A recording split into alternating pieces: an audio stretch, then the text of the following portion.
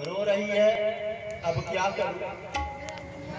पति भी मेरा है, बेटा भी मेरा है, लेकिन धन्य है माँ, निर्णय करने वाली हो तो माँ देवकी जैसी हो। माँ ने सोचा मैंने पति को त्याग दिया, बेटे को अपना लिया, और फिर मेरा बेटा बड़ा हो जाएगा, फिर मुझे पति की जरूरत पड़ी तो मेरा बेटा पति देने में समर्थ नहीं है। और अगर मैंने बेटे को त्याग दिया, पति को स्वीकार कर लिया, फिर मुझे बेटे की जरूरत पड़ी तो मेरा पति बेटा देने में समर्थ है। इसलिए मैया ने समर्थ को स्वीकार किया और बेटे को त्याग दिया। इसका मतलब है एक माँ के लिए पति समर्थ होता है। चाहे संसार छूट जाए, बेटा छूट जाए, बहुएं छूट जाए, लेकिन पति नहीं छूटना चाहिए, क्योंकि एक स्त्री का पति जीवन होता है, समर्थ पति। ए भैया, आपके सामने 2 लोटा रखे हैं, एक लोटा में पानी रखा है, एक लोटा में घी रखा है, दोनों भरे हैं। एक लोटा घी से भरा है, एक लोटा पानी से। लड़ते लड़ते 2 मक्खी आई और दोनों में चली गई, 2 घी में चली गई और 2 पानी में। अब आपने क्या किया? पानी तो फेंक दी, पानी फेंक दी, घी वाली निकाल के फेंक दी मक्खी। पानी के लोटे में जो महाराज जी बैठ गए हैं, बोलिए संत भगवान की अभी बैठ गए।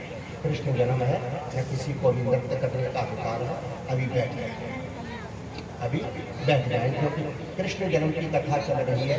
और हमारी कथा में जब कृष्ण जन्म की कथा चलती है तो चाहे कितना भी बड़ा साधु आ जाए, उसे भी बैठना पड़ता है, क्योंकि जन्मोत्सव की कथा है। इसलिए निवेदन है, बैठे। आपने क्या किया? आपने पानी के लोटे को उठाया, उसमें 2 मक्खी है, जल के सहित मक्खी को फेंक दिया, और घी में से मक्खी निकाली, मक्खी फेंक दी और घी को चपेट दिया। यही तो करते हो। अच्छा, ईमानदारी से बताना, आपका जीवन घी है कि पानी है? बोलो। आपका जीवन तो पानी है, लेकिन आपने पहचाना नहीं। घी को पहचाना आपने पहचाना नहीं, आपने पानी को फेंक दिया, वो आपका जीवन है। लेकिन देवकी ने ये गलती नहीं की। देवकी ने बेटे को छोड़ और पति को स्वीकार किया, ये मेरा जीवन है। वसुदेव जी बेटे को लेकर के कंस के पास गए। देवकी कारागार में रो रही है, वसुदेव जी बेटे को लेकर पहुंच गए। बोल रहे हैं, बेटे को लेकर पहुंच गए। भैया कंस, तेरी बहन देवकी ने तेरे बेटे को जन्म दिया है, ये पहला बेटा है। ले। कंस ने बालक को देखा, मन में विचार किया, ये पहला बेटा है, वापस कर दिया। अरे भैया कंस, मैं हत्यारा थोड़े ही हूँ। अरे ये तो मेरी देवकी का पहला बेटा है, वापस। वसुदेव जी बेटा लेकर चल पड़े। देवताओं ने देखा कि कंस के मन में दया आ गई है, और अगर कंस के मन में दया आ गई तो कंस मारा नहीं जाएगा, ये 72 कल्पों के लिए अजर अमर हो जाएगा। अगर ये अजर अमर हो गया तो पृथ्वी पर अनाचार अत्याचार बढ़ जाएगा। इसलिए नारद जी से कहा, नारद, कंस के मन से दया हटा दे, क्योंकि दया धर्म का मूल है। नारद जी चले गए, राजमहल में जाके आवाज लगाई, भैया कंस। हाथ जोड़ दिए, हाँ महाराज। अरे बड़ा बाबरा है, ये बेटा वापस क्यों कर दिया? कंस ने कहा, पहला बेटा था, आकाशवाणी ने 8वें बेटे की कही है। नारद जी ने हंस के कहा, बड़ा बुद्धू है तू, गणित में कुछ नहीं जानता, और जानेगा कैसे गणित में? तूने गणित का ट्यूशन जिस गुरु से लगाया था, वो तेरा गुरु 21 बार गणित में फेल हुआ, और उसी गुरु से तूने गणित पढ़ा, इसलिए तू भी फेल हो। अरे जिसे तू पहला समझ रहा है वो पहला नहीं है, वही तो 8वां था। वास्तव में कंस, तू गणित में कुछ नहीं जानता। पता है कंस के गुरु कौन थे जिन्होंने गणित पढ़ाया? कंस के गुरु थे परशुराम। गणित में 21 बार फेल हुए। रामचरितमानस, जब धनुष टूट जाता है, क्रोध करके परशुराम जी आते हैं राम जी से तो झगड़ा नहीं हो पाता, लक्ष्मण जी से झगड़ा बढ़ जाता है, और यहाँ तक झगड़ा बढ़ जाता है कि मारने काटने पर बात आ जाती है। तो परशुराम जी ने अपना फरसा लेकर के 21 बार लक्ष्मण जी पर प्रहार किया, लेकिन प्रमाण मिलता है लक्ष्मण जी नहीं कटे, फरसे की धार लौट गई। परशुराम जी को कहना पड़ा, बात क्या है? पहन हाथ तहर छाती और भाप ठार कुंठ तंद्र पर। बात क्या है? वहीं पर एक 5 वर्ष की बिटिया खड़ी थी। वो बच्ची दौड़ करके गई, परशुराम जी का हाथ पकड़ के झकझोर दिया, ओ बाबा गणित पढ़ गणित। बाबा ने कहा, बात क्या है? अरे गणित पढ़ किसे काट रहा है? परशुराम जी ने कहा, लक्ष्मण जी को। उस बिटिया ने कहा, ये लक्ष्मण नहीं है, लक्ष्मण तो नाम है, वास्तव में ये है कौन? सोई होश आ गया परशुराम जी को, अरे ये तो शेष है। तब बिटिया ने कहा, बाबा गणित में जो शेष बच जाता है वो कटता नहीं, खाए को काट रहे हैं। आपने उसी गुरु से गणित पढ़ा है। कंस बड़ा बुद्धू है, मेरी तरफ देख। अच्छा, यहाँ पर इतने भैया बैठे, जरा बताना पहली उंगली कौन सी है इसमें? ये उंगली कितनी है? 8। पहली कौन सी? कोई बताएगा? कहीं से भी गिनती लगा। जी ने इधर से गिनती शुरू की, तो 1 2 3 4 और ये हो गई 8। इधर से लगाएंगे तो भी। तब कहा नारद जी ने, बुद्धू ये तेरे मन से गिनती है, जरा इधर से गिनना। जो इधर से गिनती शुरू की, जिसे 1 बोल रहा था उस पर 8वां अंक आ गया। अरे कंस, ये देवताओं की गिनती है, जिसे तू पहला बेटा समझ रहा है वो 8वां भी हो सकता है। अब यहाँ से कृष्ण जन्मोत्सव प्रारंभ होता है, समझते हुए चलते। कथा तो आपने बहुत सुनी है, बिल्कुल, कहानी भी बहुत सुनी है, दृष्टांत भी बहुत सुने हैं, लेकिन एक समझ का बीज भी था। कंस के मन में पाप भर गया, 8वां भी हो सकता है, दौड़ पड़ा। परीक्षित, उधर वसुदेव जी ने देवकी को बेटा दे दिया। देवकी ने बेटे को लेकर आंचल से लगाया। जो आंचल से बेटे ने दूध पिया, तब तक दरवाजे पर कंस ने पैर की ठोकर लगाई और प्रवेश कर गया कारागार में। कारागार में प्रवेश करके देवकी की गोदी में दूध पीते हुए बेटे के दोनों पैर पकड़ लिए, खींचने लगा। देवकी चिल्ला रही है, भैया ये मेरा बेटा है, तेरा भांजा है। लेकिन कंस ने माँ की गोदी से दूध पीते हुए बेटे के पैर पकड़े और खींच करके कारागार में घुमाने लगा। कारागार में घुमाते घुमाते माँ देवकी पिता वसुदेव की आंखों के सामने एक पत्थर की शिला पड़ी हुई थी। परीक्षित, उस पत्थर की शिला पर उस नन्हे बालक को लेकर पछीट दिया। एक नहीं, भगवती देवकी के गर्भ से 6 बेटाओं ने जन्म लिया। कंस ने माँ देवकी और वसुदेव की आंखों के सामने 6 बेटाओं को पत्थर पर पछीट दिया।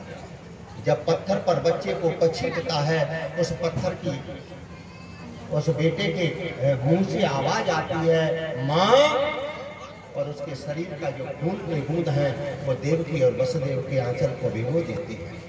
क्यों मैया? जिस माँ की आंखों के सामने 6 बेटों को पत्थर की शिला पर पछीट दिया हो, ईमानदारी से बताना, क्या वो माँ जीवित रह सकती है? नहीं रह सकती।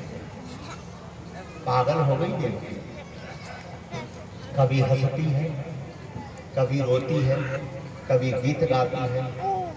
आज पता नहीं देवकी को क्या हो गया। जिस पत्थर की शिला पर बेटाओं को पछीटा गया था, उस पत्थर की शिला को देवकी ने उठाया, कंधे पर लगा लिया। सोचा, मेरा बेटा बड़ा हो जाएगा, माखन मिश्री खिलाऊंगी। मेरा बेटा और बड़ा हो जाएगा, रेशम के कपड़े पहनाऊंगी। मेरा बेटा और बड़ा हो जाएगा।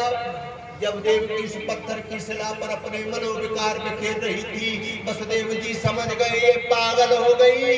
दौड़ पड़े, दौड़ करके देवकी का कंधा पकड़ा, झकझोर दिया। देवकी, होश आया।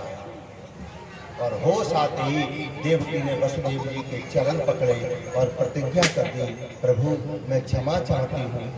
ये देवकी आज अपने पति के चरणों में संकल्प करती है, अपने पति के चरणों में प्रतिज्ञा करती है, अब मैं गृहस्थी धर्म का पालन नहीं करूँगी, अब मैं गृहस्थी धर्म का पालन नहीं करूँगी। जब देवकी ने ये संकल्प किया परीक्षक, वसुदेव जी रोने लगे। वसुदेव जी ने देवकी के दोनों हाथ पकड़ लिए। देवकी ये कैसा संकल्प कर रही है? तुझे पता है 8वें गर्भ के रूप में गोविंद आएगा, आकाशवाणी झूठ नहीं बोलती, ये कैसा संकल्प ले रही है? अरे बाबरी, इस संकल्प को छोड़ दे, 8वें गर्भ के रूप में मेरा गोपाल आएगा। लेकिन देवकी ने मना कर दिया, मैं गृहस्थी धर्म का पालन नहीं करूंगी। ए भैया, बहुत समझाया, जब देवकी नहीं मानी तो गोविंद के लिए वसुदेव जी ने वो किया जो किसी पति को नहीं करना चाहिए। पता है क्या किया? रोने लगे वसुदेव। रो करके धीरे धीरे एक पति को नहीं करना चाहिए वो कर दिया। धीरे धीरे रोते रोते देवकी के पास गए और देवकी के दोनों पैर पकड़ के वसुदेव ने देवकी के पैरों में सिर रख दिया। देवकी, मैं जीवन भर तेरे चरणों को दबाऊंगा, मैं जीवन भर तेरे चरणों की सेवा करूंगा, लेकिन इस संकल्प को छोड़ दे। परीक्षक, जब पुरुष विवश हो जाता है तो पत्नी के चरणों में शीश रख देता है। दशरथ के साथ यही हुआ।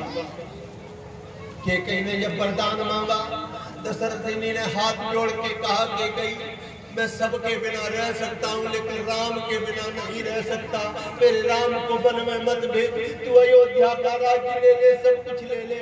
लेकिन जब कैकेयी नहीं मानी तो राम के लिए वसुदेव ने भी वही किया और राम के लिए दशरथ ने भी वही किया। प्रमाण मिलता है कि कैकेयी चरण पकड़ लिए, कहे पद विनय कीन बैठाई। आज वसुदेव जी ने दोनों चरण पकड़ लिए थे।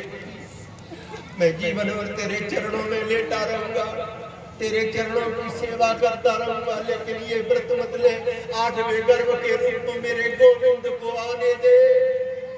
जब देवकी ने देखा कि वसुदेव रो रहे हैं, विवश हो गए, तब देवकी ने हाथ जोड़ के कहा, स्वामी मैं बेटा तो पैदा करूंगी, लेकिन मुझे वचन दो, अब की बार मेरे गर्भ से जो बालक जन्म ले उसे कंस को मत देना।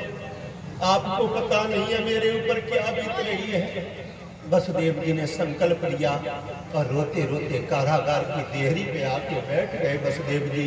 और आज पहली बार भगवान से रो कर के कह रहे हैं, प्रभु आज मेरी सुननी पड़ेगी।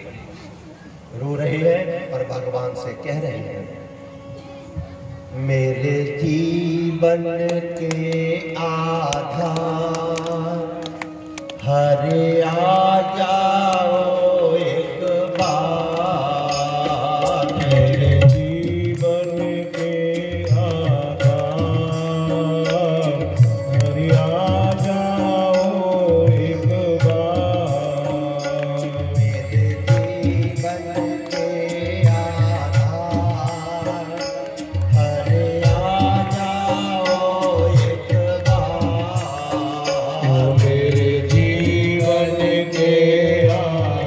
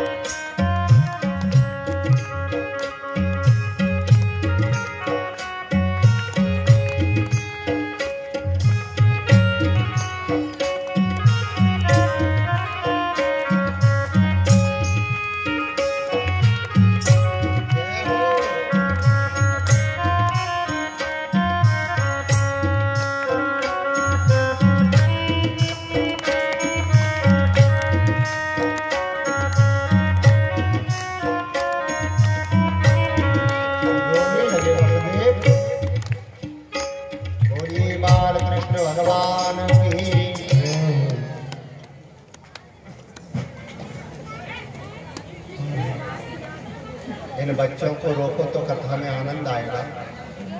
थोड़ी ये व्यवस्था भैया, जब तक हम नहीं कहें आचार्य जी तब तक झांकी न भेजें। मेरे जीवन के